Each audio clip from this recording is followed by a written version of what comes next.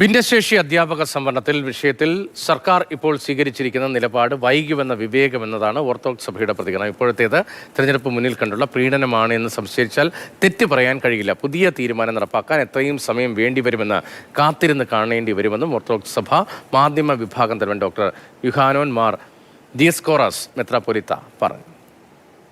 ഇതൊരു വളരെ വൈകി വന്നൊരു വിവേകമായി പോയി എന്നുള്ളതാണ് വിഷയം. സർക്കാർ ഇലക്ഷനൊക്കെ വരികയാണ്. അപ്പോൾ അതിനു മുമ്പിട്ട് പെട്ടെന്ന് ഇങ്ങനൊരു തീരുമാനം വരുമ്പോൾ എല്ലാവരും അപ്രതീക്ഷിതമായിട്ട് വരുന്നുണ്ടെന്ന് ഞെട്ടിപ്പോയി. സന്തോഷകരമാണെന്ന് പറയുമ്പോൾ പോലും ഇത് നേരത്തെ ആകാമായിരുന്നു. കഴിഞ്ഞ പ്രാവശ്യം ഞാൻ പറഞ്ഞാണ് ഇത് നേരത്തെ ആകേണ്ടതാണ്. കോടതി പോകാതെ തന്നെ ഇത് നടപ്പിലാക്കി കൊടുക്കണം.